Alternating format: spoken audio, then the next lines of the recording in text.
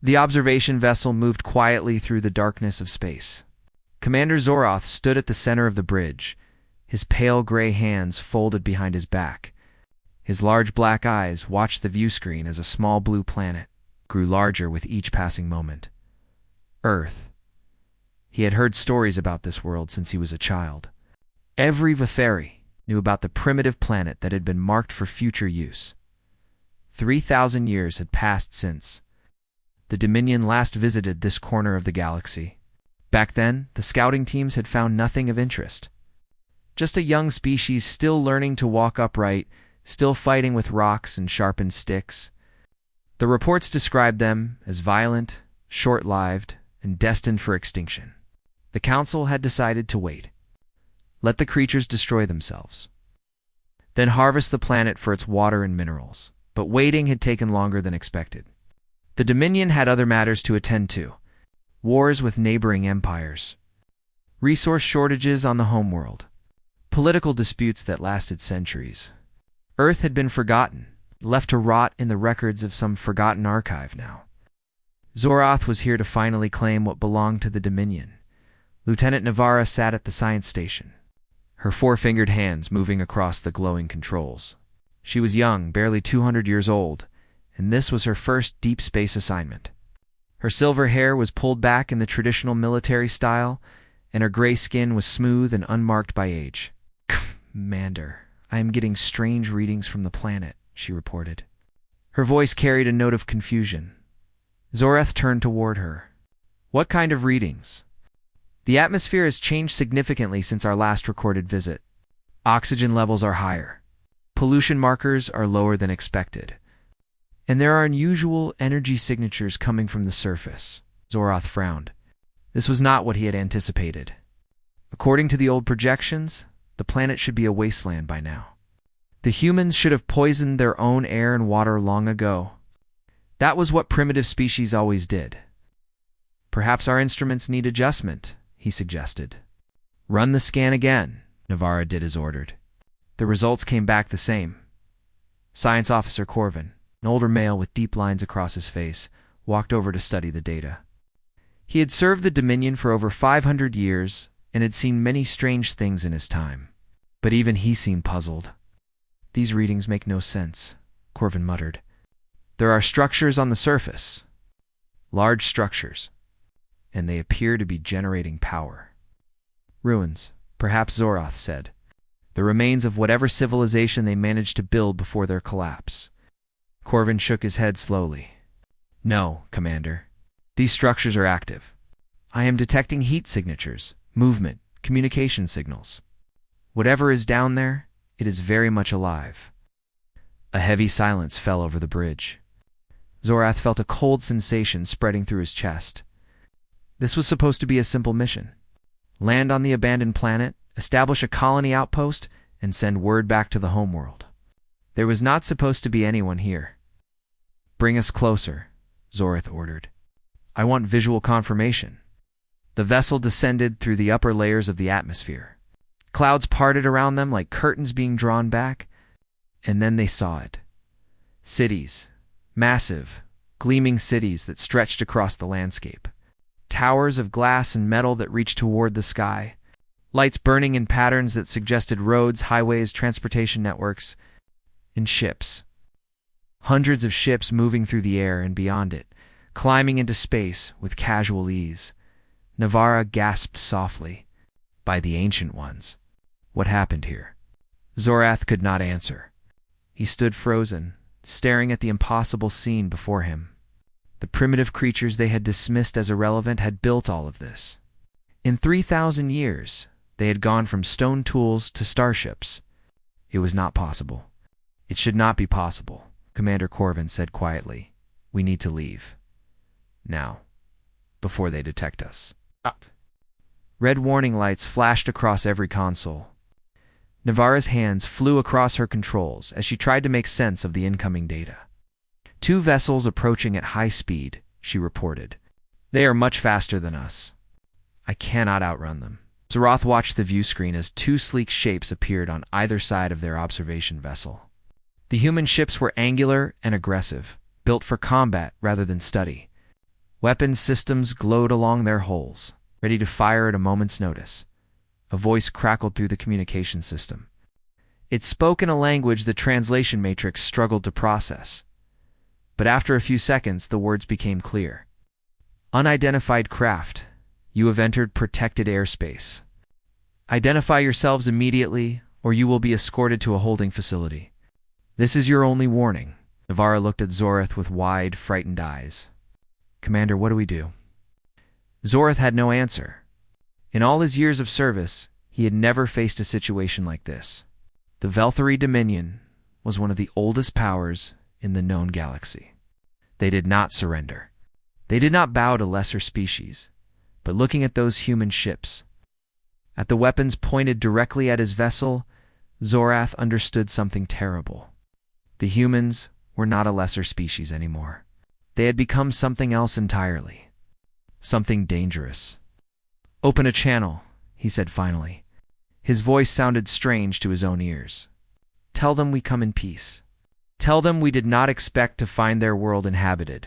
Navarra transmitted the message. There was a long pause, stretching out for what felt like an eternity. Then a different voice responded, deeper and calmer than the first. Velthari. We know that name. Our historians have records of your visit. You will land at the coordinates we are transmitting. Deviation from the flight path will result in immediate action. Do you understand? We understand, Zorath replied. The human ships escorted them down through the atmosphere. As they descended, Zorath could see more of the world below. Forests and oceans, mountains and plains, but also farms and factories, research stations, and military installations. The humans had spread across every corner of their planet and beyond. Corvin moved to stand beside him. The Council will need to know about this, the old scientist said quietly. Everything we believed about this species was wrong.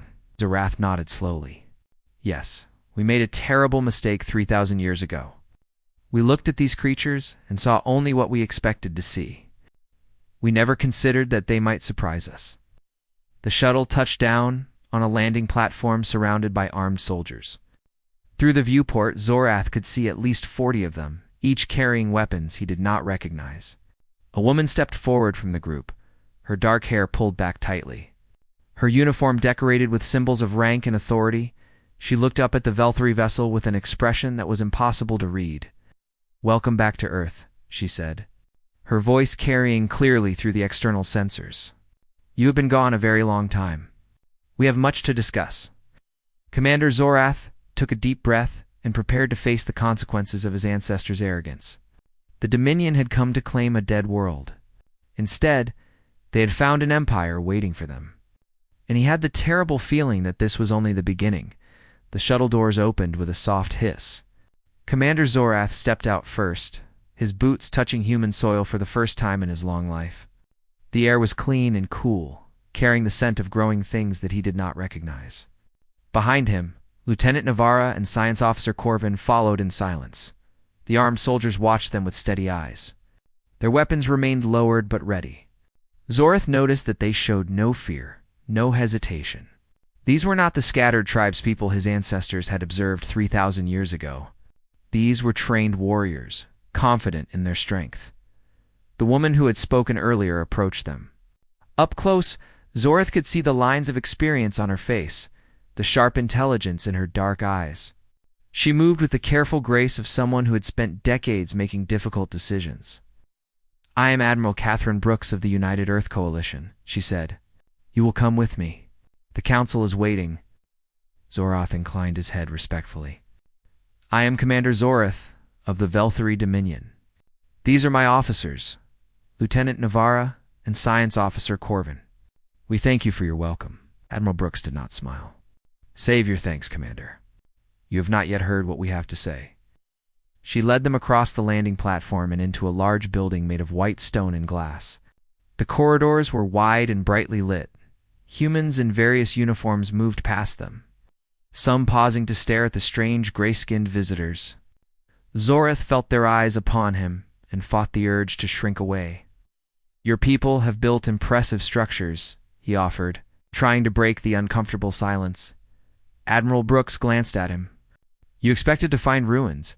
It was not a question. Zorath did not know how to respond. They entered a transport vehicle that carried them through the city at high speed. Through the windows, Zorath watched the human world pass by. Towers rose on every side, connected by bridges and walkways. Ground vehicles moved along organized roads, while air vehicles hummed overhead. Parks filled with trees and flowers provided spots of green among the gray and silver buildings. "How many humans live on this planet now?" Corvin asked softly. 12 billion on Earth itself, Admiral Brooks replied. "Another 78 billion across our colonies." Navarra made a small sound of disbelief. Corvin's face went pale beneath his gray skin. Even Zorath felt his breath catch in his throat. 90 billion humans. The Dominion's entire population was barely half that. The transport stopped before a massive structure in the center of the city. It was built like a dome, its curved surface covered in windows that reflected the afternoon sun. Guards stood at every entrance, and flags bearing symbols from many different nations flew from tall poles around the perimeter. "This is the Coalition Assembly Hall," Admiral Brooks explained.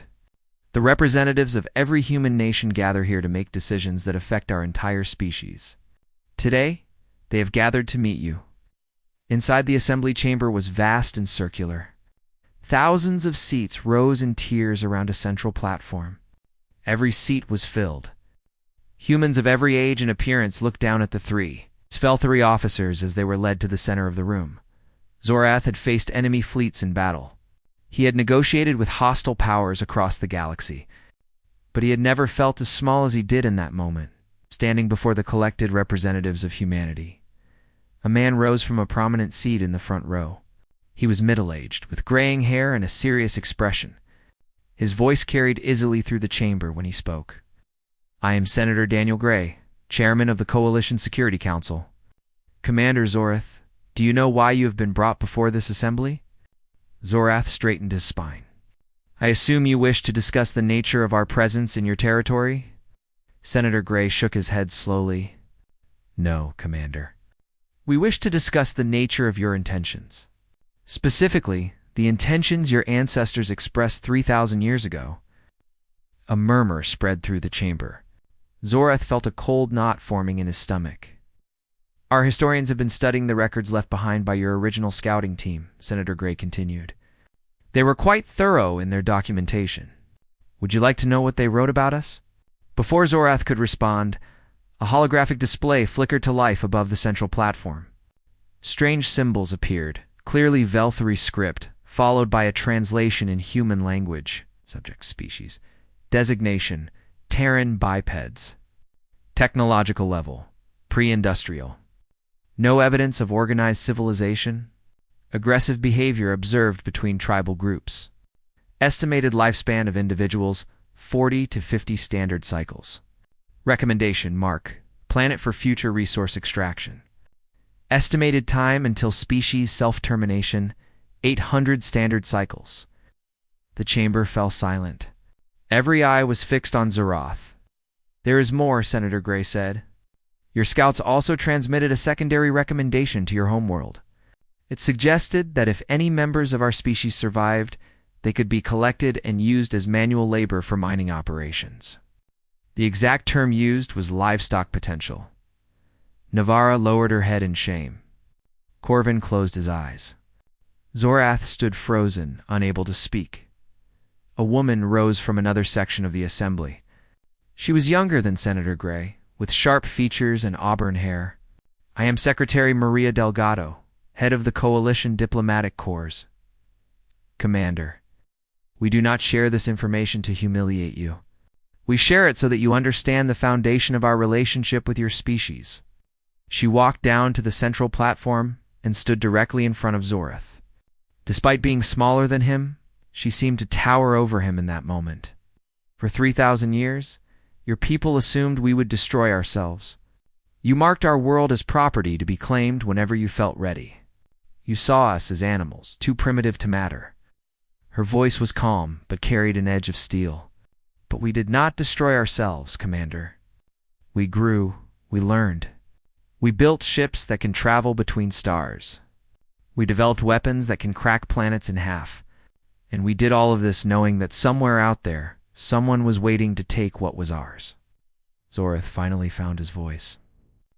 Secretary, those decisions were made by our ancestors, not by us. The current Dominion Council had no part in those plans. We came here only to explore, not to conquer. Secretary Delgado studied him for a long moment. Perhaps that is true. Perhaps your intentions were peaceful. But you came expecting to find an empty world, did you not? You came expecting that your ancestors' predictions had proven correct. Zorath could not deny it. The question now, Secretary Delgado continued, is what happens next. Your vessel has been allowed to send one transmission back to your homeworld. We could have destroyed you the moment you entered our space.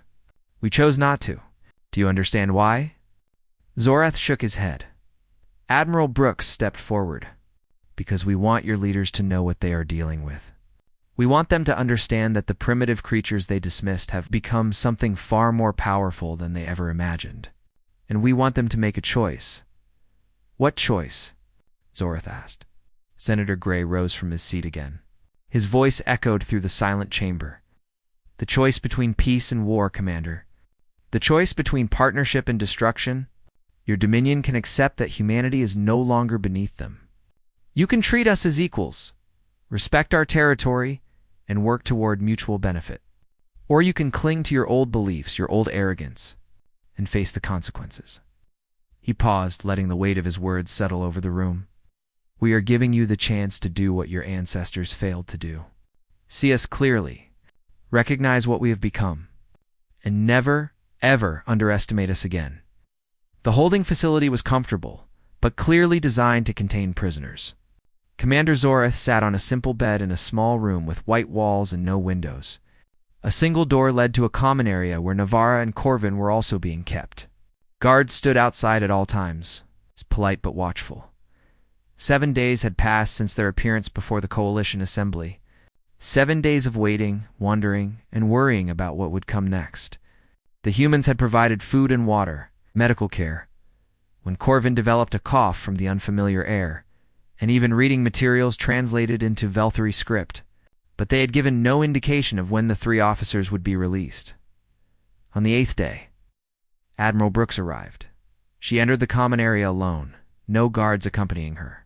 Her uniform was crisp, and her expression unreadable. Zorath rose from his seat as she approached. Commander, I have news, she said. Your transmission reached the Dominion homeworld. They have sent a response.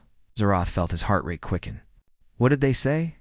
Admiral Brooks activated a small device in her hand. A holographic display appeared, showing Velthari text that Zorath immediately recognized as official council script. They demanded your immediate release and the return of your vessel. They also stated that any further interference with Dominion operations would be considered an act of war. Zorath closed his eyes. This was exactly what he had feared. The council was too proud to set in their ancient ways to recognize the danger they faced. They do not understand, he said quietly. They cannot see what I have seen. Admiral Brooks studied him with those sharp, intelligent eyes. No, they cannot. They are making decisions based on outdated information and old assumptions, just as your ancestors did when they first visited our world. She sat down in a chair across from him. For the first time, her expression softened slightly. Tell me something, Commander. When you entered our system, what did you expect to find? Zorath was silent for a moment. I expected to find a dead world. Perhaps some surviving wildlife.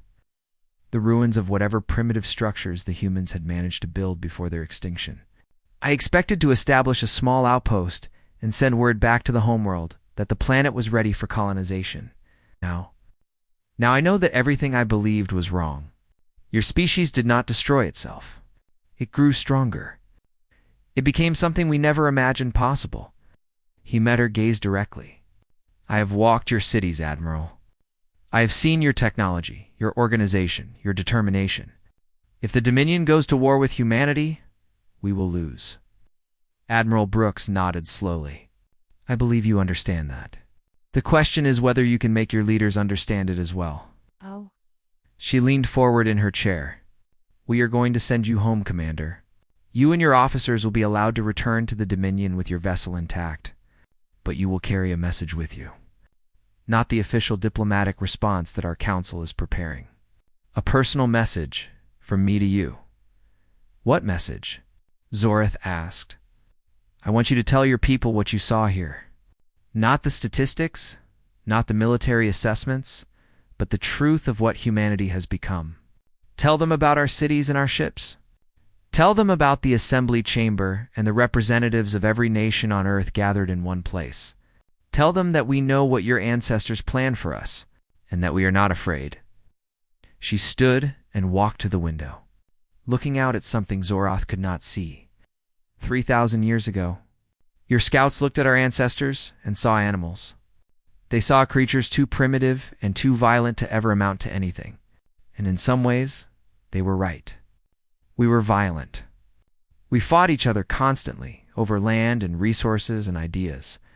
We nearly destroyed ourselves more than once. Now she turned back to face him. But we also learned. Every war taught us something new about ourselves and about survival. Every conflict made us stronger, more adaptable, more determined. The violence that your ancestors expected would destroy us instead forged us into something harder and more resilient than any species you have ever encountered. Zorath listened in silence. He had read the old reports, the confident predictions that humanity would burn itself to ash within a few centuries. Those predictions had been based on sound logic and careful observation, but they had failed to account for something essential about the human spirit. You survived out of spite, he said slowly, the realization dawning on him. Admiral Brooks smiled for the first time. It was not a warm smile, but it was genuine.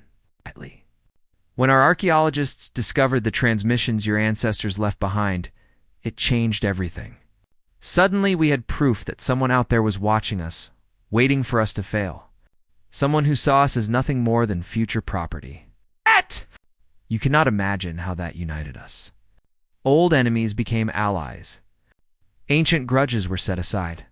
Every nation on Earth agreed that whatever happened, whatever we had to sacrifice, we would never give anyone the satisfaction of proving us worthless. The door opened, and Navara and Korvan were escorted in. They looked tired and worried, but unharmed. Admiral Brooks acknowledged them with a brief nod. Your vessel is being prepared for departure. You will be given provisions for the journey home and a clear flight path out of our territory. In return, we ask only that you deliver our message honestly. Corvin stepped forward. Admiral, I must ask, what happens if the Dominion rejects your terms? What happens if they choose war? Admiral Brooks met his gaze steadily. Then we will fight, and we will win. Not because we want to destroy your people, but because we refuse to be destroyed. We have spent 3,000 years preparing for the day when someone would come to take what is ours. Your Dominion would not be the first enemy we have faced, and you would not be the last. But you would be the first to have been given fair warning. She walked to the door and paused with her hand on the frame. I have read your service record, Commander Zorath. You are an intelligent officer with a long career of honorable service. I do not believe you want war any more than we do. So when you stand before your council, when you deliver our message, remember what you saw here. Remember the cities and the ships and the soldiers. Remember the 90 billion humans spread across 400 worlds. And then ask yourself whether the Dominion's pride is worth the cost of testing us. She left without another word. The door closed behind her, leaving the three Velthari officers alone with the weight of everything they had learned. Navara sat down heavily. What do we do now, Commander? Zeroth looked at his officers. They had followed him on this mission, expecting a simple assignment. Instead, they had witnessed the awakening of a power that their entire civilization had failed to predict.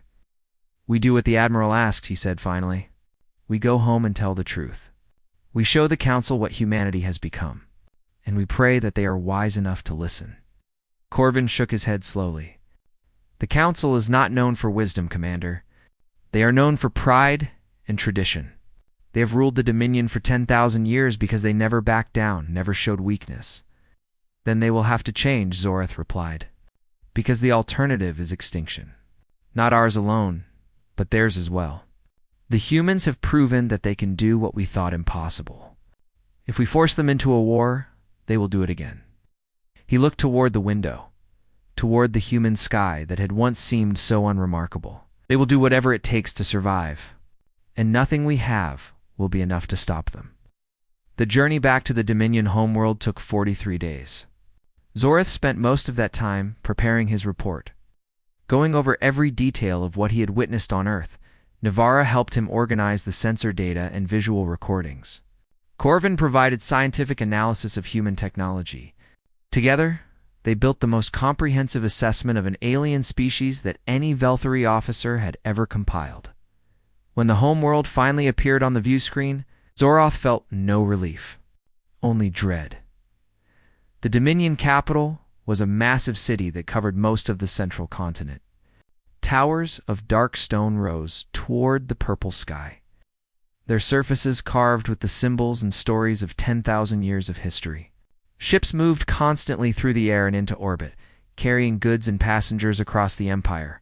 It was an impressive sight, a testament to the power and endurance of the Velthari people. But Zorath now saw it with different eyes. He saw the old designs, the traditional methods, the reluctance to change that had defined his civilization for millennia. He saw a people so confident in their own superiority that they had stopped looking for threats. And he knew that this blindness could destroy them all.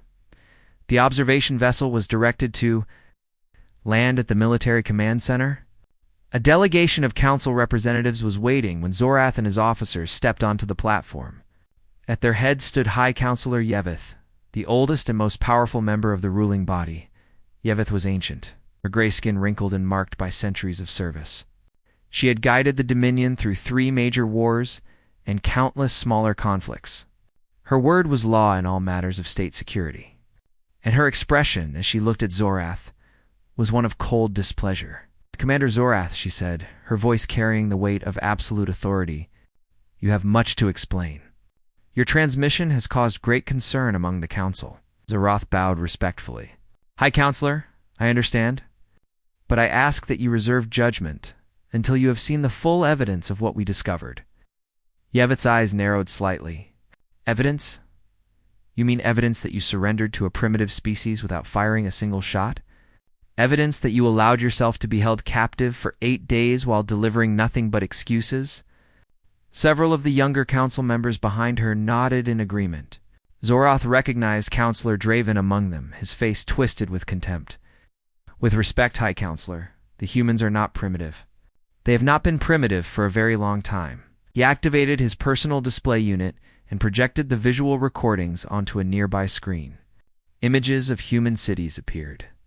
Their gleaming towers and organized infrastructure, a stark contrast to anything the council had expected. Ships moved through the sky, demonstrating technology that was clearly advanced. Soldiers stood in formation, their weapons visible and ready. "These recordings were taken during my time on Earth," Zorath explained. "The humans have developed a civilization that rivals our own. Their population exceeds 90 billion across more than 400 colony worlds. Their fleet numbers in the tens of thousands, and they are fully aware of our ancestors' original intentions regarding their planet." Counselor Draven stepped forward. "This is impossible. The projections clearly showed that the humans would destroy themselves within 800 cycles. Our scientists confirmed this assessment. Our scientists were wrong," Zorath replied simply. The silence that followed was deafening. No one in the Dominion's history had ever suggested that Velthari science could fail so completely. High Counselor Yevith raised a hand, silencing the murmurs that had begun to spread through the assembled officials. "Continue, Commander. Tell us everything." Zorath took a deep breath and began his full report. He described the interception of their vessel, the escort to the surface, the meeting with Admiral Brooks. He explained the assembly chamber and the representatives of every human nation gathered in one place. He shared the words of Senator Gray and Secretary Delgado, their calm confidence and their unmistakable warning. When he finished, the chamber was completely silent. Yevith sat in her formal chair, her ancient face unreadable. "You believe these claims? You believe that the humans have truly become what you describe?"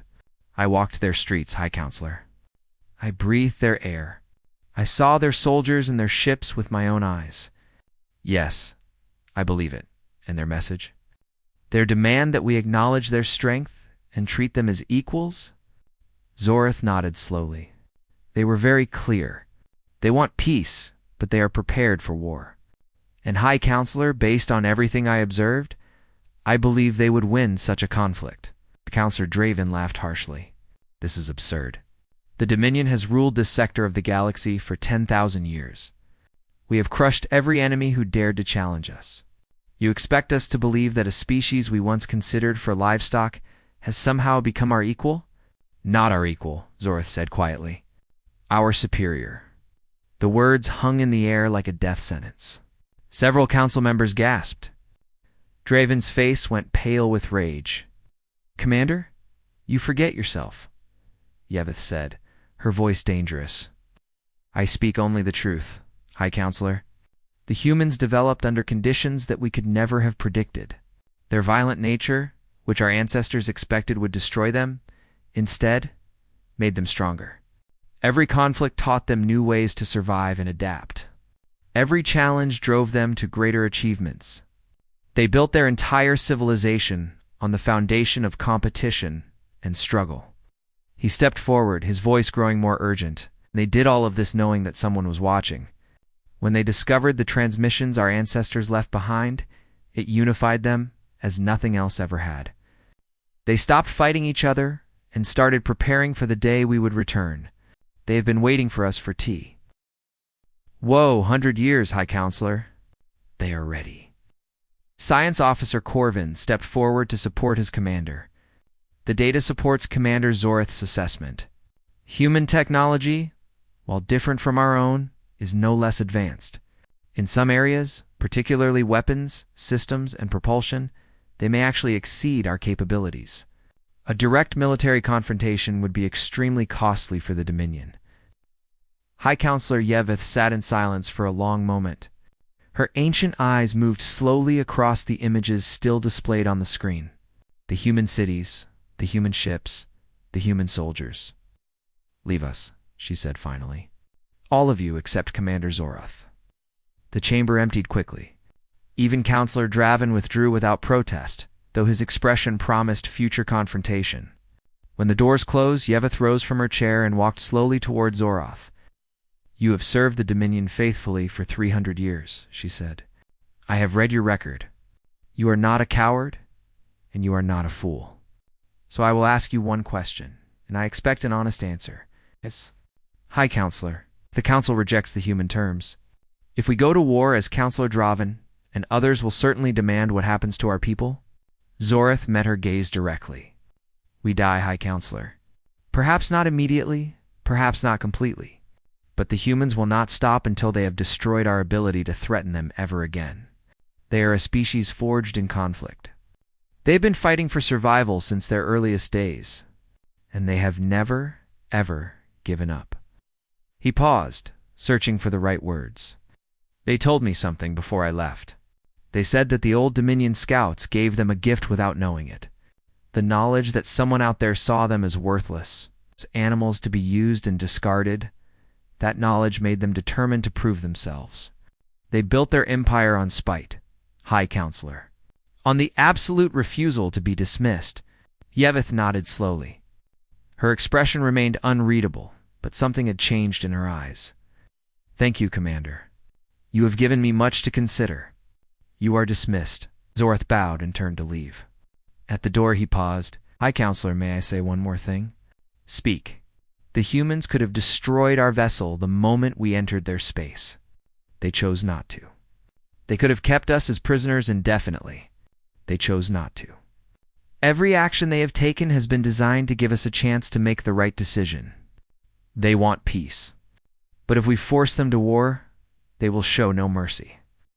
He opened the door. Please, High Counselor. For the sake of our people, choose wisely. And then he was gone, leaving the ancient leader alone with the weight of her decision. The council debated for 7 days.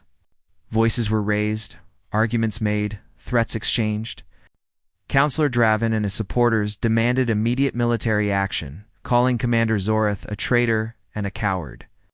Others, older and perhaps wiser, urged caution. The recordings from Earth could not be denied.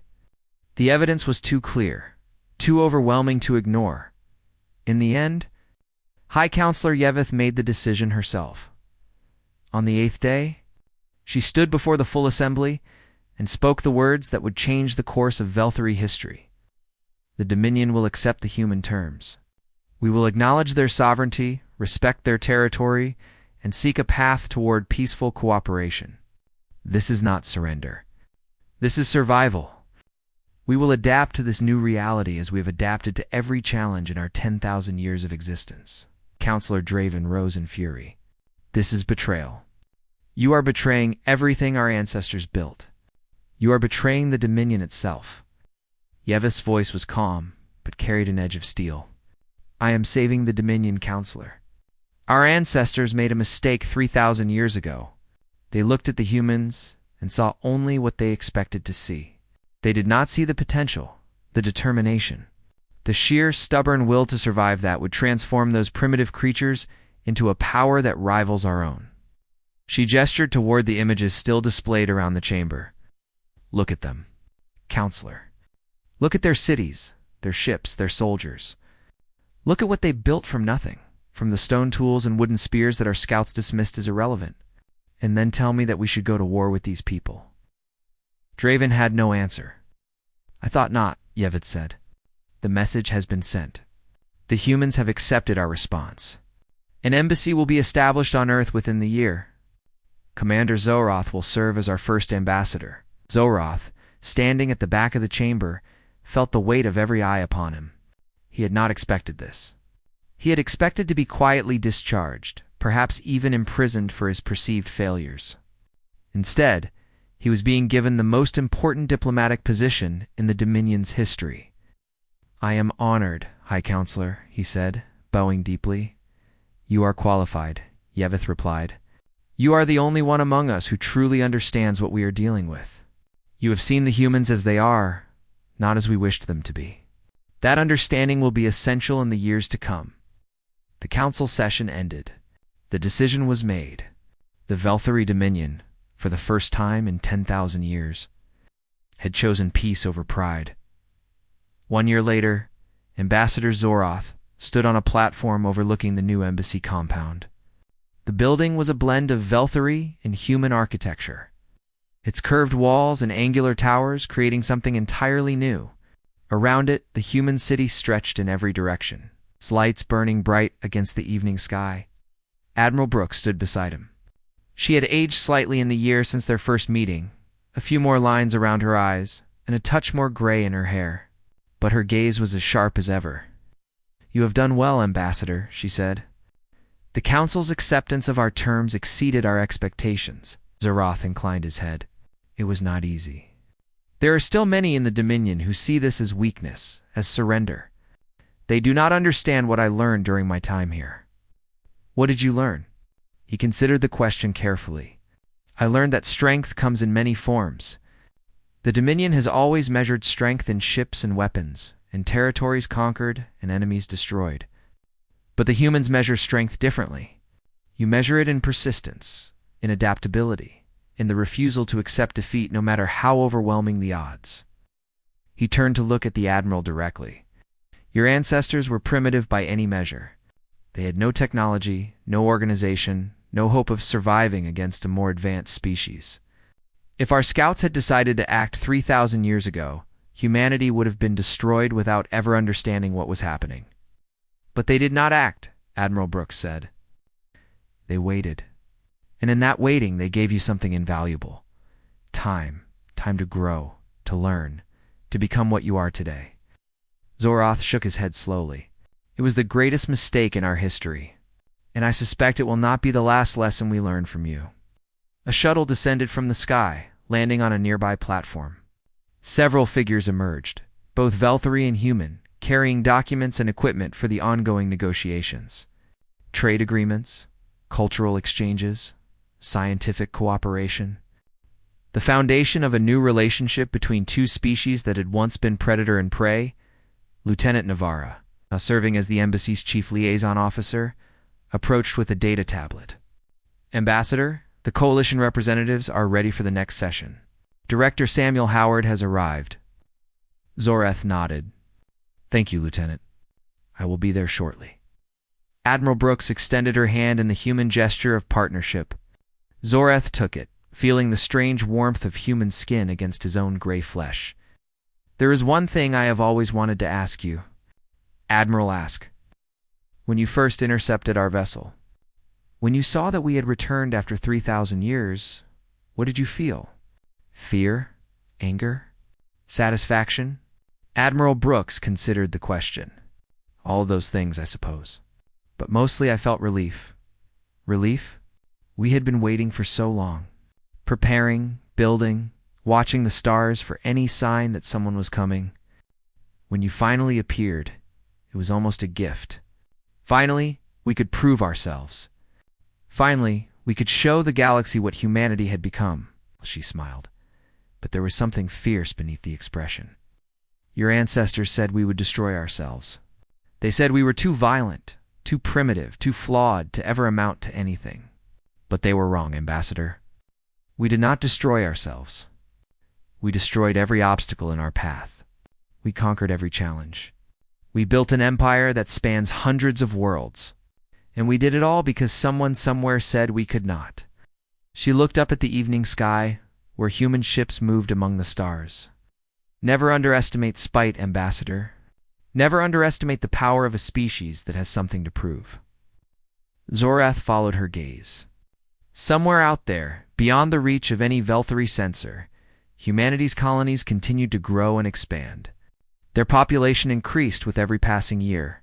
Their technology advanced with every new discovery. And their memory of what the Dominion had once planned for them would never fade. The Velthari had returned to Earth expecting to find a dead world. A conquered species, a resource to be exploited. Instead, they had found something far more dangerous. They had found a civilization that had risen from nothing, that had turned its own flaws into strengths, that had built an empire on the foundation of pure determination. And as ambassador, Zoroth walked toward the embassy to begin another day of neg.